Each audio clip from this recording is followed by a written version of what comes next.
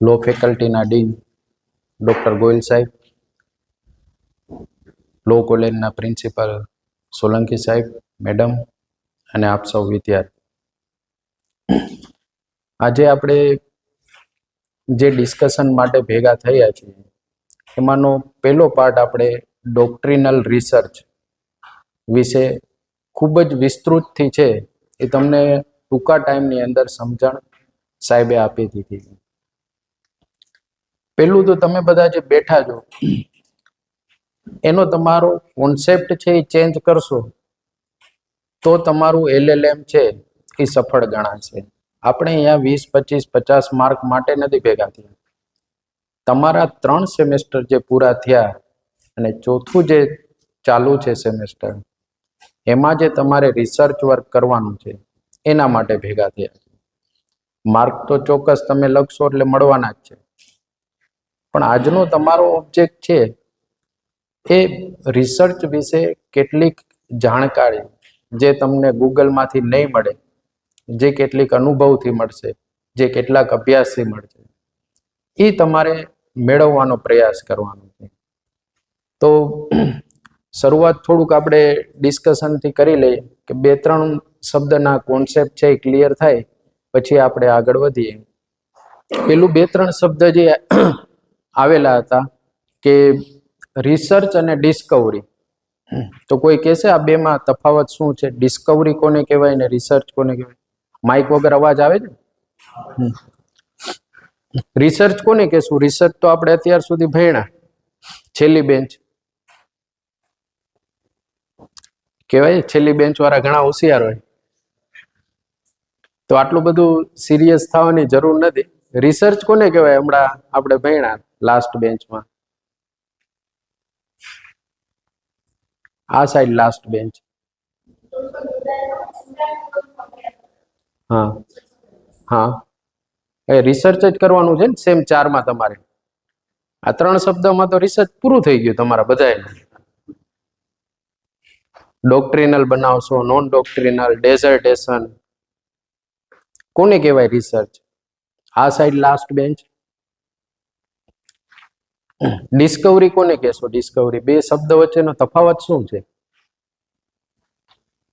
કોઈ નવી વસ્તુ સંશોધન કરવી, ઇટ મીન્સ ડિસ્કવરી. તો રિસર્ચ કોને કહેવાય? કોઈ વસ્તુ એક્ઝિસ્ટ છે એનામાં કોઈ પ્રયત્ન કરીને આગળ વસ્તુ.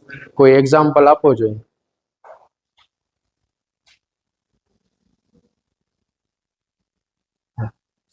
કોઈ કહી શકશે?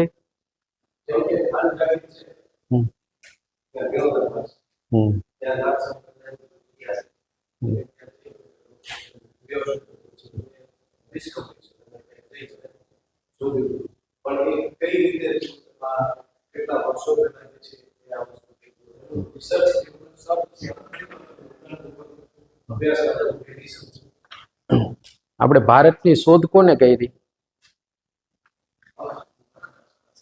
તો વાસ્કો દી ગામાએ ભારતની શોધ કરી કે ભારતના રસ્તાની શોધ કરી?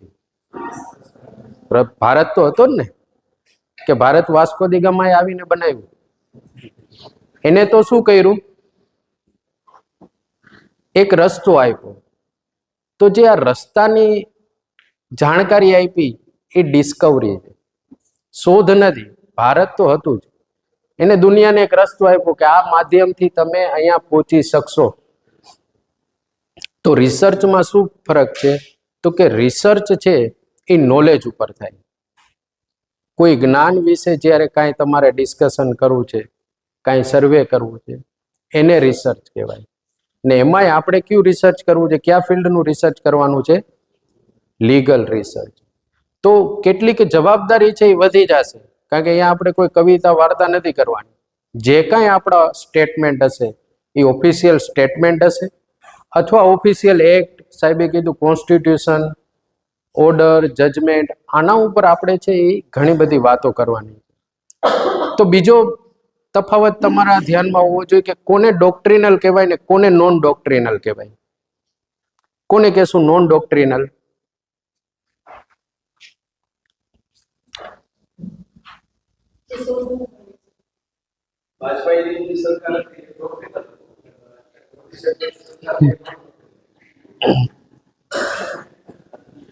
આપણે ગવર્મેન્ટ નો પોઈન્ટ ઓફ વ્યૂ મૂકી દઈ. હવે ડોક્ટ્રિનલ નોન ડોક્ટ્રિનલ કઈ રીતે કહેશું? હા હા હા. જો કાયદાના વિદ્યાર્થી તરીકે ટૂંકા કોઈ પણ જવાબ આવા તમને કોઈ પૂછે કે ભાઈ ડોક્ટ્રિનલ ને નોન ડોક્ટ્રિનલ શું છે, તો નોન ડોક્ટ્રિનલ પૂછે તો ઓફિશિયલ સાચો જવાબ શું થાય કે જે ડોક્ટ્રિનલ રિસર્ચ નથી એ શું છે? નોન ડોક્ટ્રિનલ. ટૂંકો જવાબ આ થયો. પણ આપણે તો અભ્યાસના હેતુથી નોન ડોક્ટ્રિનલ જાણવું છે. તો નોન ડોક્ટ્રિનલ એટલે તમે શું કહેશો કે જે ડોક્ટ્રિનલ રિસર્ચ નથી એ બધા રિસર્ચ કેવા છે? નોન ડોક્ટ્રિનલ. પણ એ વાત ખોટી છે. નોન ડોક્ટ્રિનલ રિસર્ચ જે થશે એનો બેઝ શું હોય? ડોક્ટ્રિનલ સોર્સ. આપણે જે કાંઈ પૂર્વધારણા હાઇપોથિસિસ લઈને નીકળીએ છીએ એનો બેઝ શું છે? ડોક્ટ્રિન. તો ત્રીજી અગત્યના બે શબ્દ છે જેના વિશે તમારા માઇન્ડની અંદર કોન્સેપ્ટ ક્લિયર હોવું જોઈએ. એક વસ્તુ મને ગમે છે એ અને મારા વિચારો. તમે જ્યારે રિસર્ચનો ટોપિક પસંદ કરશો તો તમે કયો ટોપિક પસંદ કરશો? પેલું જે હું બોલ્યો મને ગમે છે એ. આપણને જે પસંદ છે ને એના ઉપર આપણે રિસર્ચ કરવા માટે હંમેશા તૈયાર થઈ જાય છે. પણ એનું કન્ક્લુઝન શું છે, એની ઉપયોગિતા શું છે એ આપણને ખબર નથી હોતી. તો ટોપિક કયો પસંદ કરવાનો છે કે જે સમાજની જરૂરિયાત હોય, સોસાયટીને શું જોઈએ, સોસાયટીમાં શું તમને કાંઈ પ્રોબ્લેમ લાગે છે, સોસાયટી અને કાયદા વચ્ચે ક્યાં ગેપ છે, ક્યાં પ્રોબ્લેમ છે, ક્યાં સોસાયટીનો વોઇસ રેસ થાય છે. તમારે આ સર્વે કરીને ટોપિક પસંદ કરવાનો છે. તમને ગમે છે એ ટોપિક નથી પસંદ કરવાનો. કારણ કે આપણને ગમતું હશે તો આગળ જાશું તો સંભાવનાઓ છે કે એ રસ્તામાં ખાડા આવશે, રસ્તો બંધ મળશે આગળ જતા, તો આપણું રિસર્ચ છે એ અટકી જશે. તો રિસર્ચના આટલા બેઝિક કોન્સેપ્ટ તમારા માઇન્ડની અંદર ક્લિયર હોવા જોઈએ કે રિસર્ચ શું છે, ડોક્ટ્રિનલ શું છે, નોન ડોક્ટ્રિનલ શું છે. પછી જ તમારે ટોપિક છે એ સિલેક્ટ કરવાનો છે. તો રિસર્ચ છે એ મુખ્યત્વે તમને શું વસ્તુ આપશે તો કે 3 પ્રશ્નના જવાબ છે એ આપણને આપે છે: વાય, વોટ અને હાઉ. શા માટે, શું છે અને કેવી રીતે છે. આ 3 પ્રશ્નના જવાબ છે એ આપણને લીધું.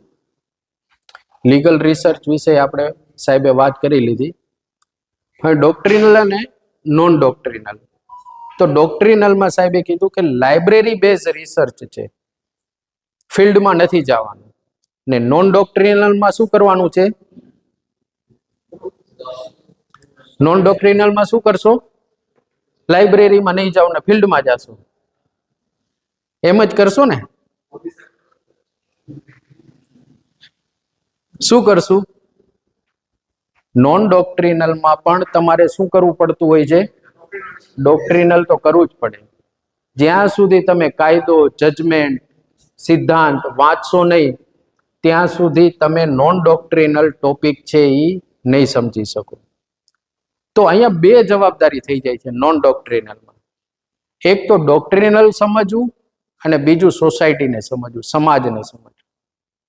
સમાજને સમજવું એ કોઈ ઈઝી ટાસ્ક નથી.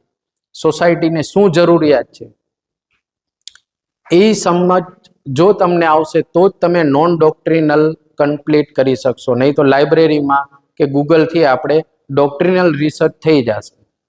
તો નોન ડોક્ટ્રિનલ રિસર્ચ છે એ સમાજની નીડ છે. કાયદો બની ગયો એટલું જ જરૂરી હોત તો આ સંશોધનની જરૂરિયાત ના હોય. આ સંશોધન છે એ આપણને શું સમજાવે છે કે કાયદો તો અહીંયા એક્ઝિસ્ટ કરે જ છે, કાયદો છે જ, પણ કાયદાની અમલવારી કેવી રીતે થાય છે, પ્રોપર થાય છે કે નહીં, હવે શું જરૂરિયાત છે, આ બાબત સમજવાને નોન ડોક્ટ્રિનલ રિસર્ચ કહેવાય. દાખલા તરીકે સરકારે એક કાયદો બનાવ્યો, આર્ટિકલ 21A. શેના વિશે છે? Right to education. ભારતના બંધારણનું આર્ટિકલ 21A શું કહે છે? રાઇટ ટુ એજ્યુકેશન, કઈ ઉંમરના બાળકને એજ્યુકેશન સરકાર આપશે? 6 થી 14 વર્ષના બાળકને ફ્રી એન્ડ કમ્પલસરી મફતે આપશે, અને કેવું છે? ફરજિયાત. તો કોઈને ખ્યાલ છે 6 થી 14 વર્ષની એજ જ શા માટે લીધી સરકારે?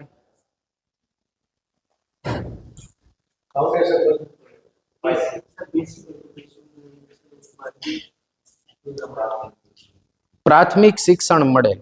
તો સરકાર પાસે એવા કેટલાક ડેટા આવ્યા હશે કે ભાઈ કેટલાક બાળકો છે એની પાસે અક્ષર જ્ઞાન નથી, એ લખી નથી શકતા, વાંચી નથી શકતા. શા માટે? તો કે સ્કૂલે નથી જઈ શકતા. સ્કૂલે જાય તો શું થાય છે? તો કે એને જમવાના પ્રશ્ન થાય છે. તો સરકારે કીધું એને મધ્યાહન ભોજન આપો, સ્કૂલમાં જ જમાડો. બારેથી પુસ્તક નથી લઈ શકતા, તો સરકારે કીધું સરકારી સ્કૂલમાં ફ્રી બુક્સ આપો, જેથી બાળક છે એ ફરજિયાત સ્કૂલે છે એ જાય, અને માત્ર અક્ષર જ્ઞાન પૂરતું તો એની પાસે નોલેજ હોવું જ જોઈએ.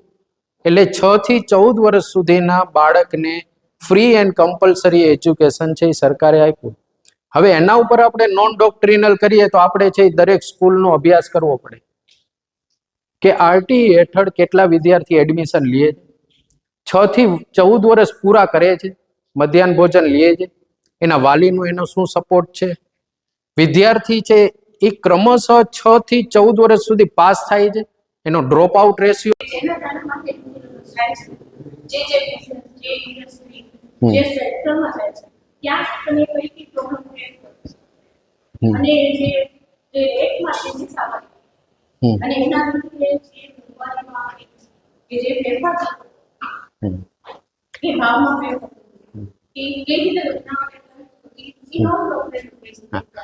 રિસન્ટલી જ હમણાં 6 મહિના પહેલા જીએસટી માં બહુ મોટા ડ્રાફ્ટિંગ ચેન્જીસ છે ગવર્મેન્ટ લઈ આવી. ખ્યાલ છે કોઈને? એક સ્લેબ છે જીએસટી નો પર્સન્ટેજ નો ઓછો કર્યો. મોટા ભાગની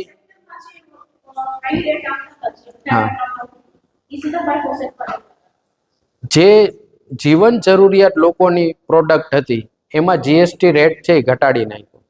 હવે આપણા માટે શું થયું? તો કે અમૂલ દૂધ 12 રૂપિયાનું મળતું હતું 10 રૂપિયાનું થયું. આપણે એમ ગણીએ છીએ કે 2 રૂપિયાનો ફરક પડ્યો, આપણને કાંઈ ફરક મોટો પડ્યો નહીં. કેટલા કાયદા બનાવ્યા સરકારે? 4. ગવર્મેન્ટ પાસે એવા કેટલા ડેટા, કેટલા સરકારના એનજીઓ, કેટલા નોન ડોક્ટ્રિનલ રિસર્ચ ગવર્મેન્ટ પાસે ગયા. 10 વર્ષ થયા સરકાર જોતી હતી કે ભારતનું ડેવલપમેન્ટ કઈ રીતે થાય, તો કે ઇન્ડસ્ટ્રીઝનો ગ્રોથ થાય. તો ઇન્ડસ્ટ્રીઝનો ગ્રોથ કેના ઉપર ડિપેન્ડ છે? માલિક ઉપર કે મજૂર ઉપર? મોટા ભાગનું ડિપેન્ડન્સી કોના ઉપર છે? લેબર ઉપર. તો લેબરનું કઈ રીતે વેલફેર થાય, લેબરના ટાસ્ક જે છે, એના ફેમિલી છે, એનું કઈ રીતે વેલફેર થાય, એ નક્કી કરવા માટે 21 જેટલા કાયદા રદ કરીને સરકારે 4 નવા કાયદા લઈ આવ્યા. એમાં લેબર પોતે, એના સંતાનો, એનું ફેમિલી, આ બધાનું વેલફેર છે એ 4 કાયદાથી છે એ ગવર્મેન્ટ લઈ આવી. તો 4 કાયદા જે બન્યા એનો સોર્સ શું હશે સરકાર પાસે?